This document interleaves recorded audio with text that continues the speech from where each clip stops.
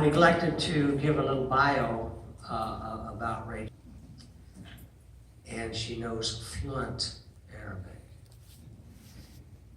She translated all of the, or a lot of the broadcast in Arabic for the Israeli government so that they could see what they were saying.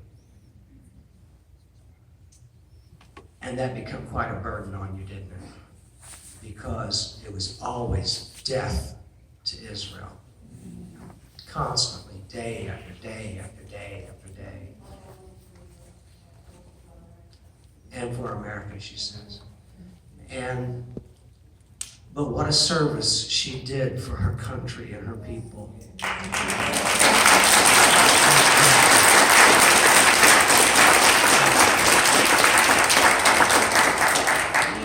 Thank you, Rachel. Okay, I know why you're all here. You're here to listen to this foreigner that we brought in. This guy from some country far away that has no influence on the world at all. A country that barely even has a mention in history.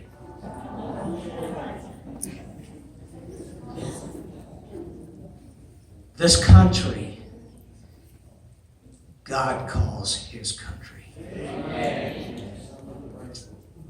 Hallelujah. Bless the Lord. Avi Lipkin, would you please come and bless us with what you've got to say? Give him a hand.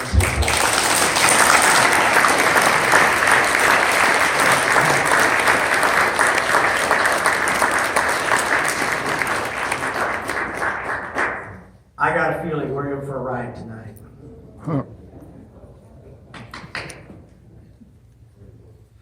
Okay, we left the air conditioning in Austin, Texas yesterday. And now we have the heating on and our jackets on, and we'll be back in Texas in 2 days, so we'll be okay.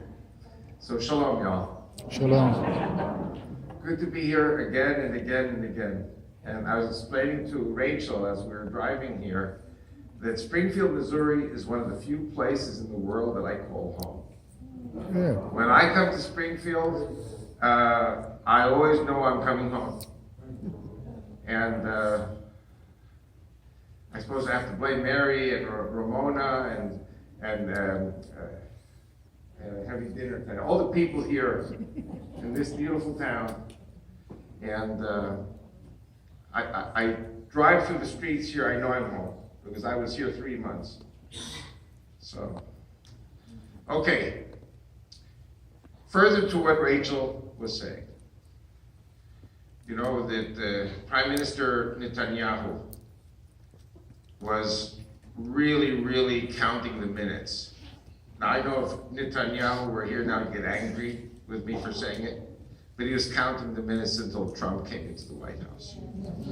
And all his advisors in Israel were saying, don't do anything until Obama's out. One of the problems is Obama's only 2 miles away. And one of the first things I'm telling you, this is really on our hearts, pray for Trump. He has enemies in the Republican Party. And he has enemies, of course, in the Democrat Party, in the media. And, you know, forgive me for saying it, I'm from New York City myself. And so I feel very strong identity with President Trump. And I think that Netanyahu does too. I think Netanyahu and Trump are alter egos.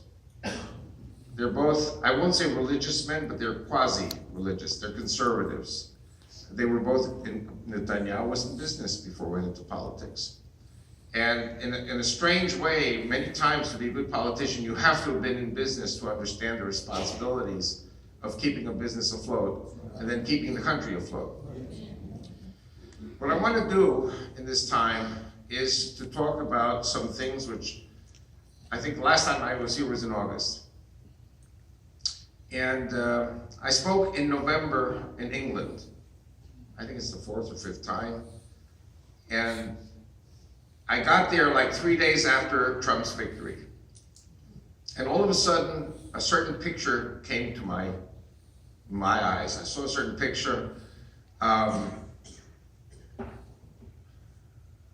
Many times you have a political situation that gets you very depressed. And I want you to know that for 8 years, during the Obama terms of office, I came here very depressed. Because I was always asking myself the question, where are the Christians? And where are the Jews? Don't they see who this man is? And this president was running roughshod, not only over the Jews and Christians, but you know what? He didn't do a thing for the black people in this country. And he even increased the animosity between the races and the ethnic groups. Things were a lot better in the military before Obama. And what we need now is a lot of healing. But the day that Trump was elected, I cried. Not like the Democrats, by the way.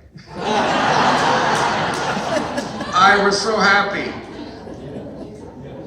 You know, when I speak in churches, or I come back to a church after 6 months or 12 months, or even when I speak to the Jews in the synagogues, and I come back after 6 months and 12 months, and I feel the vibration in the air. Am I saying the right thing? Is what I'm saying the truth? And for 8 years, I felt like I was wasting my time in this country. I felt that nobody was listening to me. I felt that the media and the so-called liberals, the atheists, were running roughshod over the Christians and the Orthodox Jews and didn't care. There was an agenda. And the agenda was against God. And so today I come to the States. By the way, my wife wouldn't let me come to the States until after November the 8th. She said to me, if Hillary wins, you cannot go to the States.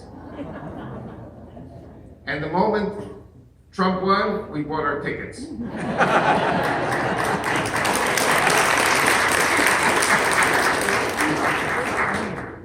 So now we have a President Trump. By the way, Netanyahu comes to him and says, we're talking about the two-state solution. And so Trump gets up and says, we're talking about the two-state solution and even the one-state solution, whatever. In Israel, Netanyahu cannot do that, but Trump can. And I want to tell you something. Politics all over the world is a funny game.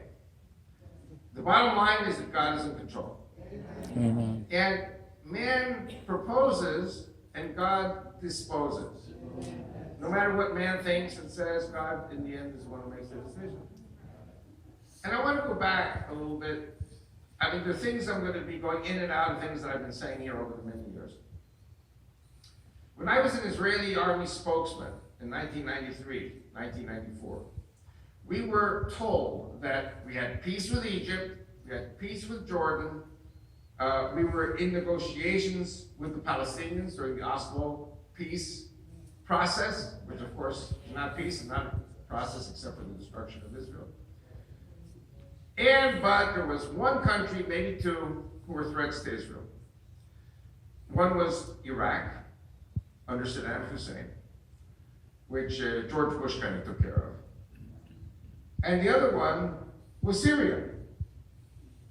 And you've all heard of the ABC weaponries, atomic, biological, chemical. And all those weapons of mass destruction, which could not be found in Iraq, well, they could not be found in Iraq because they had been spirited out to Syria.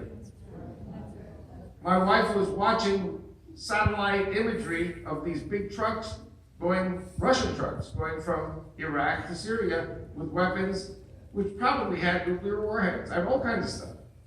Sarin, VX, and all these different poison gases and things.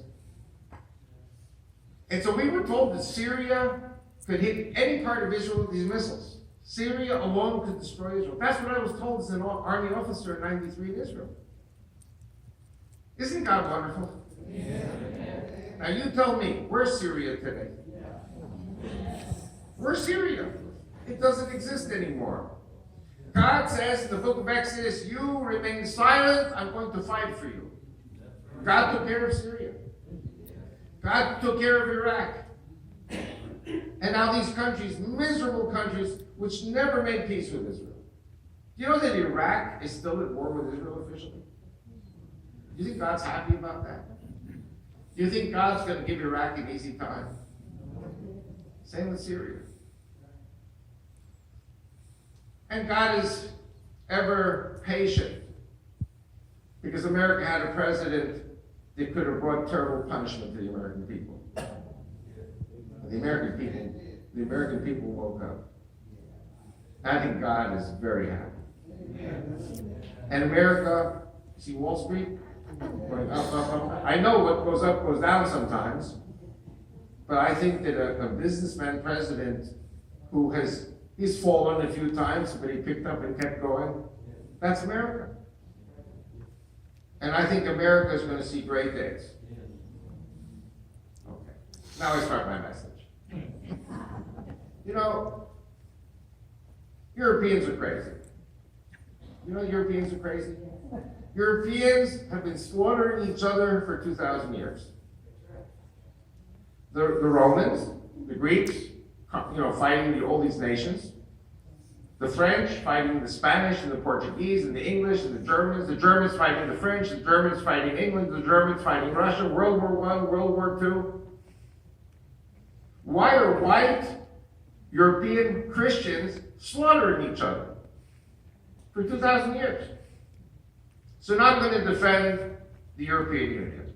Don't worry, I'm going to attack them after.